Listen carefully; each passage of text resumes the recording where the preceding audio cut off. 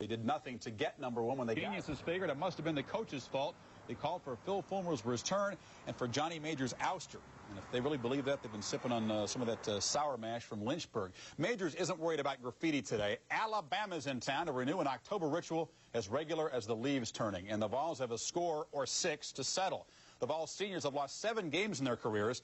3 have been to Bama. The Tide have beat them 6 straight overall. And Antonio Langham said this week, "We own Tennessee." That did make the Vols board right there. The Tide defense has owned a lot of people this year.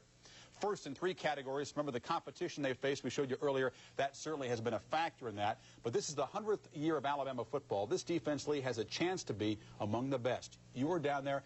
How was the reception for you? Only the Southerners would be as nice to me as they were. You know, when Alabama was 0-3 2 years ago, I said they looked like high school players compared to Auburn and Tennessee. This week, I went to Tuscaloosa again. And guess what? They've all grown up, and they're playing inspired defense. The names may have changed, but Alabama's defensive tradition still reigns over the streets of Tuscaloosa. Players work in the shadow of history, shaped by a coach who died while most of them were still in elementary school. Bear Bryant Museum, Bear Bryant Drive, that's all you see around this place. Does that name inspire you to be a better football player? Definitely, knowing exactly what Barry Bryant stood for and all the accomplishments that he had done since he's been here, it means a lot to the players, and, you know, we just want to carry on the Alabama tradition. So far, Alabama has. They have the nation's #1 defense, allowing an average 6 points a game. Opponents have not scored a touchdown against the Tide starting defense. In order to win, and I believe it very strongly, that you've got to be able to stop the run. Well, we lead the country right now in stopping the run. That sounds like boring football. Who wants to go watch a team do that? I'm sort of a boring person, really. I'd just soon win the game 6-3 as 30. I'd rather win it 6-3 than 35-31. That's just my style. Stallings' style features large defensive ends. Number 80, Eric Curry, and number 94, John Copeland. Together, they weigh 530 pounds. Watch the quickness off the ball and the Alabama pursuit. It's hard to tell them guys not to go full speed in the drill, you know. They love hitting so much, I believe they hit their mother come Saturday. She had the ball. That's how much they enjoy contact.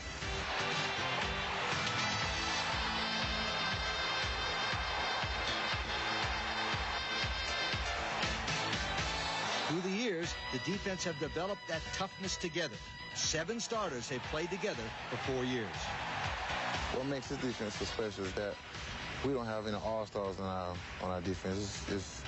We're going out there as a team. We don't have the Keith McCants or Derrick Thomas there no more, you know. It's 11 guys with the same amount of talent that's playing football together. You really haven't played anybody any good so far. Do you think this Tennessee game is... Well, first of all, Colorado was a pretty good football team. Well, that was last year. Oh, that doesn't count? We played some teams that, you know, people don't feel have really tested us. But, you know, we played and, you know, we've done our job and we shut our offenses down. We're sort of judging them halfway through the year. The tough part of our season is just coming up, and we'll sort of have to see. This is a special game for you Saturday. This is not a game Saturday. This is going to be war. That's the kind of rhetoric you like to hear in the 3rd Saturday of October. If they don't have a McCants and a Thomas, Lee, how are they that good still? Well, Alabama is extremely well coached. They have excellent pursuit, which is a trademark they have at Alabama, and they play as well as anybody does on defense. Now, if you'll notice, the outside corner and the end have outside containment, forcing the runner to come back to the inside, and the pursuit takes care of them. Notice the inside leverage and outside coverage. Excellent. Now, Tennessee will use the quarterback to start one direction and fool the pursuit by running a misdirection reverse. As you watch the end, watch him come up and say, uh-oh, mistake. Now, the problem here with Tennessee is that's the Cincinnati end, not the Alabama end. The Alabama end will be in that position. I like Alabama's defense. They're wonderful. It's been 10 years since Coach Bryant won his last game at Alabama. And it's taken that long with 3 athletic directors and 3 head football coaches to win 16 in a row. Alabama's got a great defense, and I'll tell you a stat you won't believe. Against their #1 defensive team, the opponents have snapped the ball 191 times and had no touchdowns and only 1 field goal. That's why I like Tennessee in this one. Coach, I believe you because you told me I always believe you. If Alabama's defense shuts down Tennessee today, they could become college football's version of the Philadelphia Eagles' defense in the National Football League, which is dominating. Now, you built me up on the Bama defense. You meant to pick Alabama, right? Alabama by a field goal. I would have agreed I want to with go you. back to Tuscaloosa, please. You got through Tuscaloosa and then gave me the wrong team. In Morgantown.